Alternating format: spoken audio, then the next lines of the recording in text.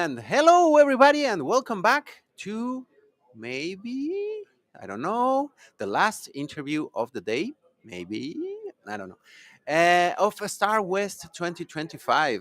And we are back here with an awesome thought leader that we have seen on multiple places and conferences all over the years. I'm happy to walk into him here and there. We were sharing stories off camera before starting.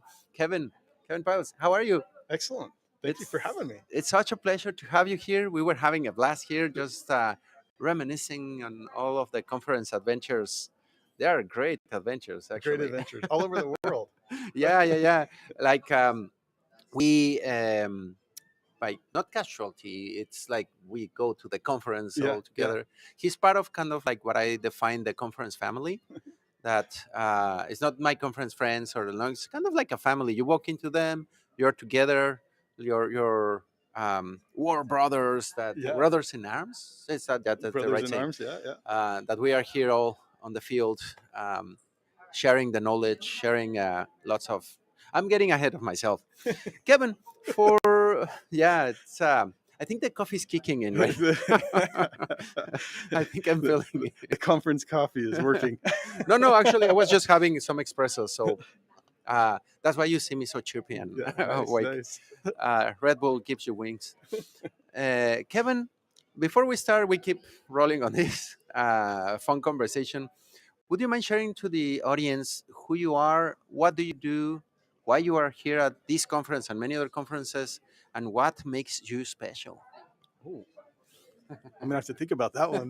The other stuff I could do. So, you introduced me as Kevin Pyles. So I'm from Utah. I currently I live in Eagle Mountain. For those Utahns out there, I'm sure Hello, most Utah. of you are from Utah. No, but I work for a company called FamilySearch, and we do genealogy, family history, family tree. So if you are looking for old documents to identify your family, we might have it. And where I come into all of that is I'm on a team called the ACE team, which we do. Okay, you get all these stupid acronyms, right? And then people don't remember what the acronyms All are. over But the place. Yeah. Especially in IT. yeah, yeah, and we just make up even more as we go. So we use AI to transcribe, translate all of these old documents, and we convert them into text and data so that you can find them. Because Hmm. otherwise, they sit in some, and especially in Mexico and all these Latin American countries, you got documents that are thousands of years old that are handwritten, and it was done by some Catholic priest, Hmm. and nobody can read that handwriting. And we take that handwriting, and using AI and machine learning, we convert it so that you can now search it online, and you can find out who your ancestors were, and you can learn their history, and you can put all of that online or together so that you can share your history with other people. So it's actually a fascinating thing, and it's a super challenging problem that we're trying to solve. Uh, that's just one instance, those old Catholic priest handwritten documents, but there's literally billions of documents in the world that need to be transcribed, and we help do that. It's crazy that you're mentioning those old documents. I just thought of there are some codexes and things that we have from priests and things that even the writing style is not the same anymore. It's so different. Yeah. The off in Spanish, de, you would put the D and the E inside of the E, D, and would be really weird. But nowadays, try to even like with my own eyes, if I don't know that, I'm like, what's that weird symbol that has like a fusion of two letters? And they were doing that, and even some that are out of style. I remember they didn't use spaces in between words that much, or they were not that noticeable. So I'm sure that's an interesting challenge. Speaking of the acronyms that you were saying, that Yeah. you do QA for AI on OCRs, that Yes. we can go super long just with We acronyms, can, and in for the end it's sure. FTP sent to. We love to do that in IT. Yes. And As you're talking about these acronyms, like in Spanish, you have everybody's name Maria, yeah. and the priest didn't want to write out Maria, which seems like it's not a very long name, Hmm.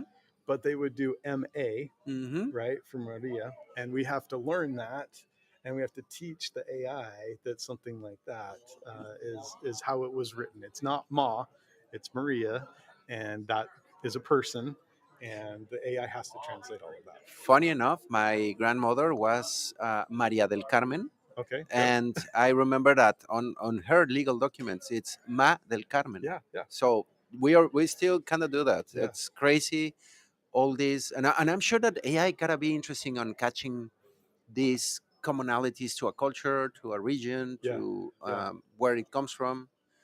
How did this started? Because I have a personal story about Family Search that I'm gonna share, but I'm curious.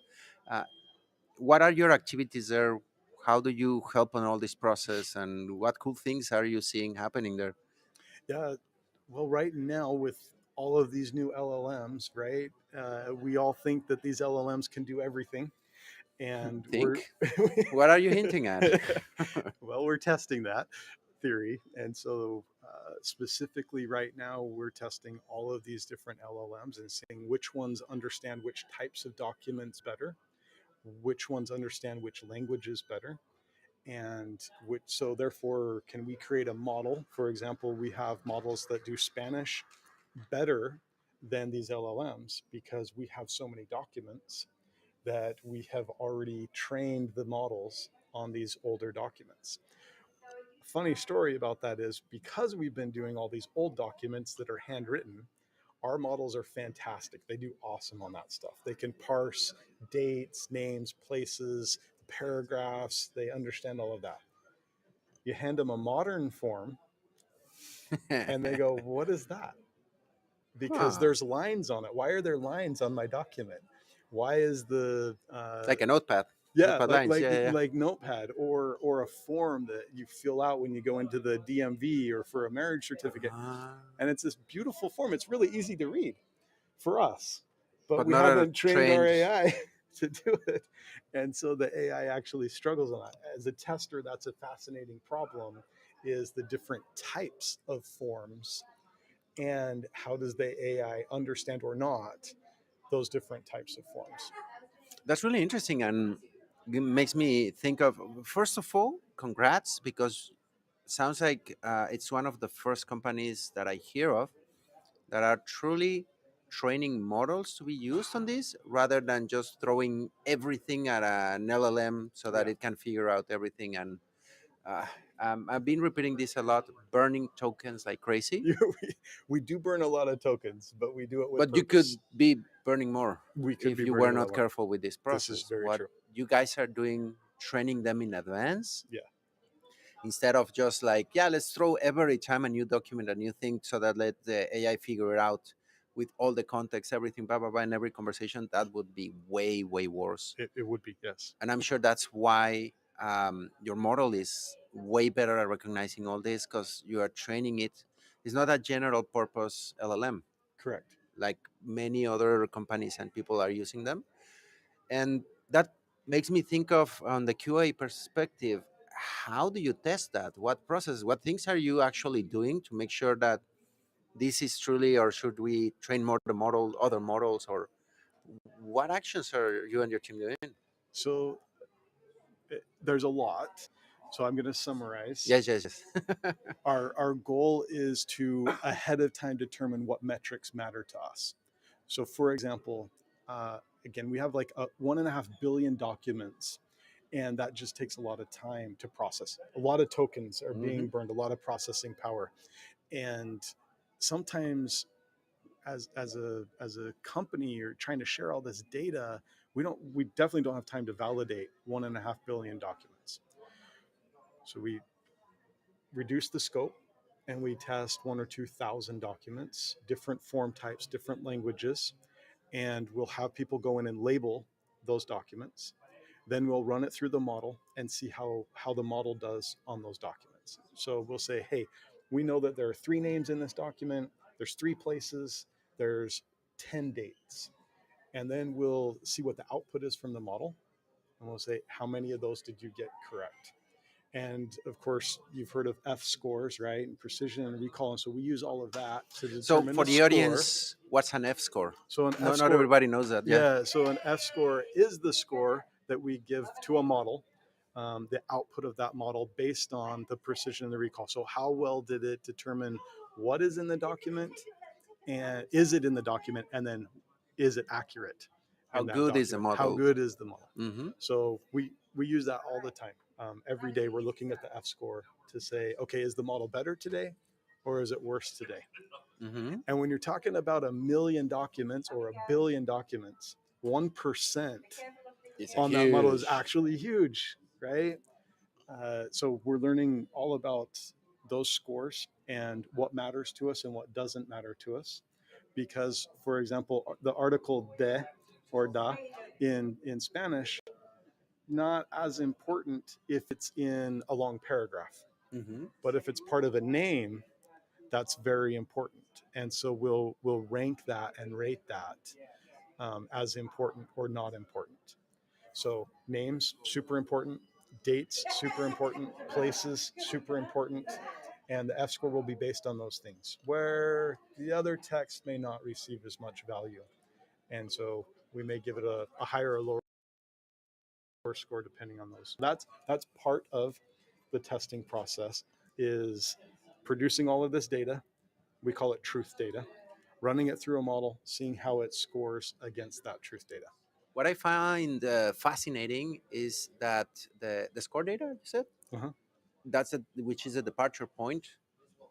Is it created by humans checking the documents, It is. who are the actual Right? like Yeah. true eyes, Yes. and that's the QA side that you have to generate that Yeah. to compare against what The the ML. the models, LLMs, and everything is not. They're not good enough yet for us to say, here's a document, run it through the AI. The AI can create the truth data. It can't do that yet. We would love for that to work, but it doesn't quite do that. So we'll use the AI to help us. We'll say, okay, here's a document, see how well you can do. And then we'll use that to help us create the truth data. But at the end of the day, there are humans that are looking through that truth data, creating that truth data, so that we can then test the model. You are earlier on one of these interviews. Excuse me. We were talking a little bit about the lack of most of the users of AI nowadays are just like embracing the general LLMs with all the tokens, and many do not even deal in concepts like the weight, the Yeah, weights and vectors, biases, and yeah, right. all the true meaning of token. And it sounds like you are truly digging into this because when you tell me like, hey, a first name and last name, the de has a big weight if it's inside of this vector, Yeah, but if it's like anywhere else, like, it's okay. yeah, Uh, you guys are working a lot we through do that, work on right? that. Yes. And are you facing any like interesting challenges, or you're the first person that comes that says like, we are truly training and working on those, and I know the weight of a vector. What does that mean? Yes, yes, we do. There's so many interesting challenges with what we do. We could spend all day talking about this stuff, but here's a silly one. Ooh, I like silly. Silly. So the way that we get these documents is somebody will go out to Mexico and they have this old document. Okay, old document. Maybe it Really old. maybe it's ripped. All right. Well, that's a challenge, right? Is what do we do with the document that's ripped? Is the page missing, or does it just have a tear in it? Okay, those are challenges. But sometimes we have a document that actually is a form. Okay, so it's got lines. It's beautiful. It's got these nice lines down it and lines across, and the name, first name, last name, and you can read it. As humans, we can read it just fine. But when you take a picture, the document doesn't lie flat. And so you know how a book, when you lay it on the table, it doesn't, and so it's got a little ripple in it. That ripple causes all sorts of problems for the AI. And so we have to figure out how to train the model to understand that that ripple is still the same line. I never thought of that because on one hand, just think of something as silly that the middle of the book for a plane, when you put it downside on a photocopier, think of that. Yeah, exactly. Uh, the letters in the center get or stretch or They're compressed, yeah, yeah, first of all, yes, because from the perspective, that's how vision works. And next, they start to kind of turn into the edge of the page yeah. where the book is being like pressed. That gotta be like driving crazy the The recognition, AI just doesn't understand what to do with that. because I have seen some special scanners for books where it's like a triangular scanner when you insert the book to avoid some of those things. Yeah, But most probably the people that are scanning these books is just like, I had like a regular scanner, I put it down, yeah. so that's how Or we we will have use to a work with. camera, but again, we're talking about a book that's sold. We don't want to squish it. Yeah, yeah, We yeah. don't want to break the binding, right? And you don't want to rip the pages in it. Old And old books. old books, so you got to be really careful with those. Wow.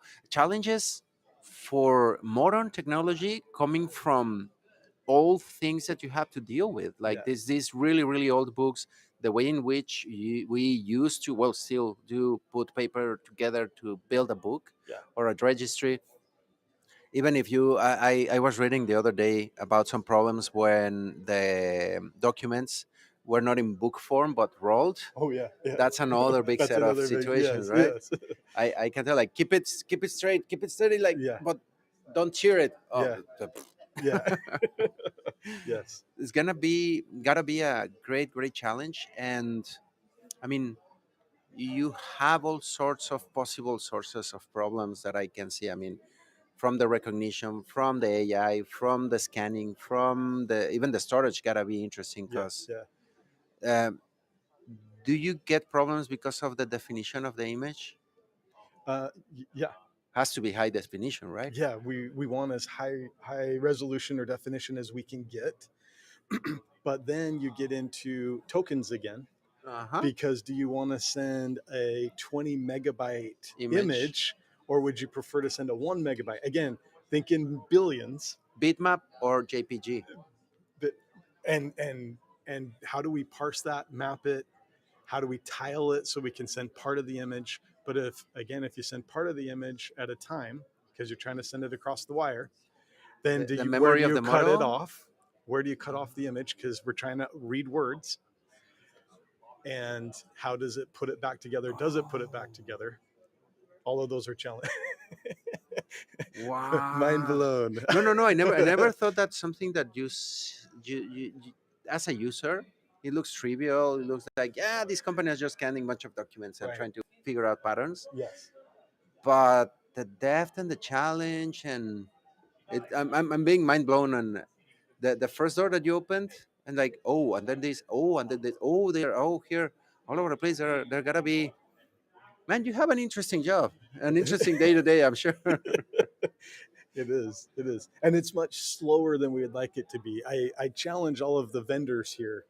I said, anybody who can solve my problem, we have a lot of money that we would like to give you for solving this problem. And they're like, oh, well then we'll do it. And I'm like, okay, here's the challenge. And You've got then, millions of documents and you need to translate all of those millions. But that's not even the hard part. Now you have to validate that you did it right. The testing problem is exponential with everything that could be on that page.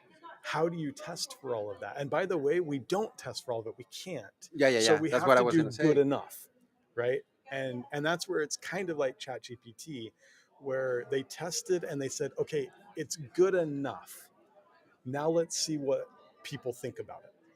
And we kind of have to do the same thing with these documents. Is we say, hey, we've tested all of these documents and they look great. So we're going to publish even more than that and see what people think about it So and you're get testing in feedback. production, letting your end users A test. little bit, yeah, because we have to say, is this good enough for what you're doing? Right? Because if Leandro can find his great grandfather now, right, because of a document that we published, even though it wasn't perfect, that was worth it. And so if we wait to be 100% perfect, you could be waiting for years and years and Yeah, years yeah, and never years. gonna get there. Or we can say, you know what, it's 60% perfect, but it's good enough that you can do a search for your great grandfather and find him and you go, that's good enough for me. So the story that I was gonna share, My last name is Melendez, but that's not the original last name. Uh, 3 generations ago, my great grandfather, Irish, Mm. with another last name, came to the US, changed, he didn't change the last name.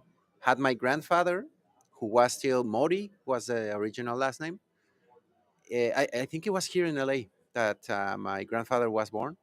And then he was like, yep, I'm out of the US, I'm moving to Mexico. And in Mexico, one day there was like registry. They're like, Oh yeah, hey, we're yeah. getting registration. Who doesn't have a birth certificate? Who wants one? Who wants? And he was like, okay, good opportunity. Instead of his name was Lee Mori, and now I'm gonna be Leandro Melendez. And that's how it happened.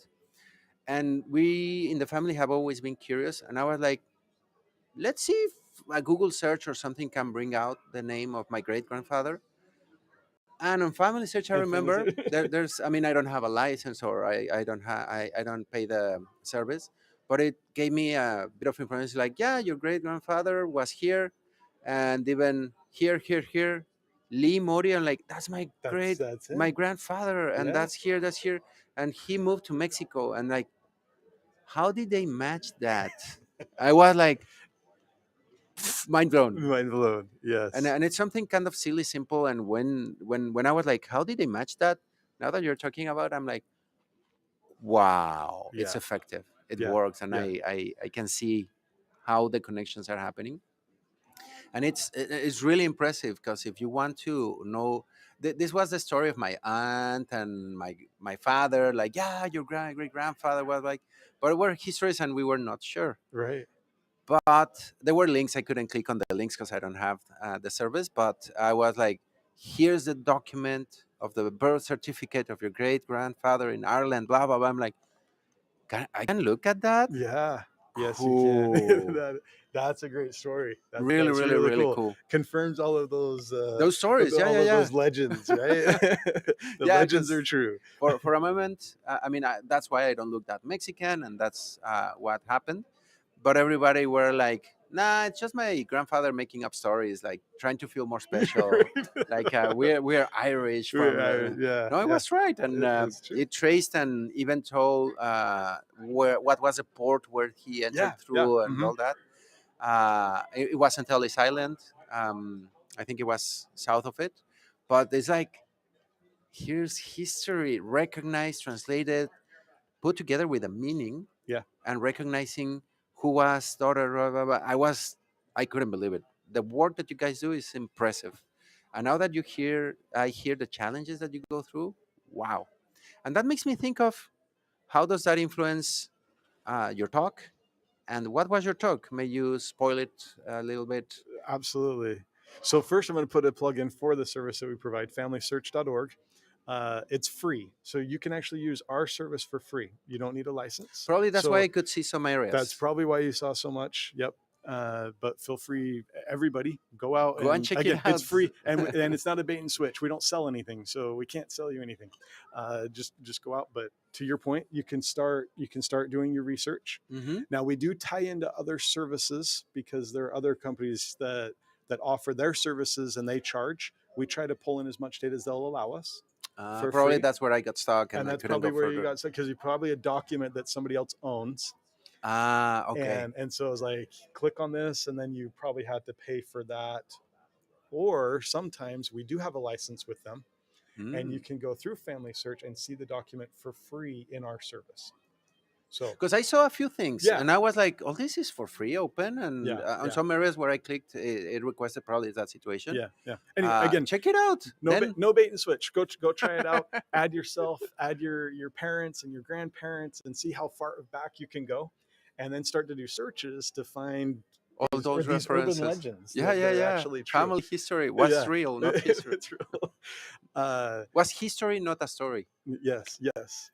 Your Okay, so talk. my talk was cracking the code of AI systems, and specifically walking through each of the different types of AI systems that we have today. And I kind of used a bank app as an example where AI is getting into everything. And now we have AI code that's generated with AI. We have features that may have AI in those features. Mhm. We have AI and ML models or algorithms that may be used. And then we have AI chatbots. And now we even have AI agents that can go out and do whatever it is that they want to do. And there was a great talk by Dione Mhm. earlier about the The keynote chatbots. And today. yeah, that was fantastic. So I talked about how do we test all these and what's the difference. The biggest point that I like to make is it's still just testing. And that's important to remember that testing is providing inputs, something happens, and then we check that the outputs match what we're expecting. Now, it's a little bit harder with AI, as Dione pointed out, because it's non deterministic. And I like to use a very simple example because we all understand an example of what is 2 plus 2. And for the longest time, It was 4. it was 4, but it's changing now. Mm-hmm. How does it change? Well, 2 plus 2 is still 4. But if you ask an LLM, Could be do you four point type zero in zero zero zero. 2 plus sign 2, or did you ask a question is 2 plus 2, and then how does it respond? Does it 4, does it just say 4 word FOUR 4, Uh-huh. or does it say the answer to the question 2 plus 2 is 4? Well, your automation just broke because automation doesn't handle all of those different outputs anymore. And you can't account for all of the different ways that it may say 4 because it could come out in so many different ways. Llama in Meta, even if I ask it in English, it knows somehow and keeps That you speak answering in in Spanish. Spanish. Yes. So it will not say 4, it will say cuatro. Yes. And that is the same. That's a great example. Yeah. But that's a correct answer. Uh-huh. Or is it? And that's the question, is what is your expected output? And I was just suggesting that it's still the same though. As testers, we need to test the output. And is the output what I'm expecting? Is cuatro an acceptable answer? Under Because the it's correct. circumstances, it's okay for you. But if it were for somebody who doesn't speak Spanish, they would say that's not an acceptable answer for me because it's not 4. I want to see the number 4 or the word FOUR 4 and not something else. So these are what we call guardrails that we can put in place so that we say acceptable answers are these, unacceptable answers are these. And that's a way to categorize our testing now that we haven't had to worry about in the past. Yeah, that you're kind of breaking me a little bit here because I'm thinking on the possibilities. Because the question 2 plus 2, without the context, of course, you can build your prompt as a professional prompt engineer and say like, give me the answer in a number format with no decimal space and in non-imaginary terms, Yeah, yeah, yeah. imaginary terms, Yeah, blah blah yeah. blah blah blah, and you can keep narrowing it. Correct. But that also defeats the purpose as well of the Of the type of LLM. testing that you have to do on Yeah, an LLM. yeah. Whoa. Some people have said, well, a way that we can automate this is we can give it a multiple choice question. So given You're the forcing the you test. are still forcing the test. So you're proving logic, but you're removing all of the non-determinism that exists and that we want to test in an LLM. Boy, I wish I have attended to your talk. But I just got the sign that we need to wrap it up. Oh my God, all this AI conversation. Amigo Kevin, I would like to follow up on this. It's really, really awesome, really, really deep on AI, which is right now the rage. I love that on your talk, you were differentiating a chatbot, an LLM, what's a model, all the little, you'd say like, yeah, that's salt and that's pepper, but still condiments. Yeah, but we are all using condiments and we don't know exactly which ones and how to interact and how should we be testing one or the other. And it's not the same a model for numbers, chats, image generation. That Right. gotta be a whole can of worms. Amigo Kevin, to wrap it up, because yeah, we already went over time. We gotta keep moving with the schedule today. It's a busy day on the second day of Star West 2025. Amigo Kevin, where people can get in touch with you, follow up with what you're doing, or send you some interesting questions around all these things that you're making us Absolutely. twist our brains around and think of. Hopefully, we can put your brain back. Flying all over the place now. Yeah. That's LinkedIn is the best place. Kevin Pyles. Just look me up, and that's the best place to connect with me and kind of see what I'm up to. But ask questions, and then I'll post on whatever you want me to post on, or answer any of the questions that are out there. he seems to be like a treasure chest of information and very accurate answers on AI stuff that if you want to go deep into it, I think he's your man. Thank Really, you. really. Check it out. LinkedIn. His name should be here on the bottom on the screen. Just add FamilySearch because I think you have some doppelgangers in LinkedIn. Maybe. Just make sure Yeah, that you put FamilySearch will help ping the you. right Will help you Kevin. find me for sure. Kevin, thank you very Yeah, much. It has been a pleasure. my Really, pleasure. really, so much fun. And there you have it. Lots of deep AI talk that just happened, ideas, things where things can go wrong, just with recognizing images. Just that little thing can get all sorts of crazy. So this is not over yet. Kevin was maybe, again, I'm hinting stuff, the last interview of the day. Now we're going to go and run to kind of just a little bit of food and then give you the last part of the expose and run. After that, we have Jana, I keep changing the pronunciation, Jana's panel, where you will have Kevin again. He will be bringing all these mind blowing things. There's going to be a Slido there, I'm almost sure. Check it out. We're going to be publishing it here in the stream so that you can send your questions and ask Kevin more questions if you have now. And we're going to close up today with the last run around the conference while everybody's going back to their places. With that, we're wrapping it up. Leandro out, Kevin out. Adios. We're out. Take care, everybody. And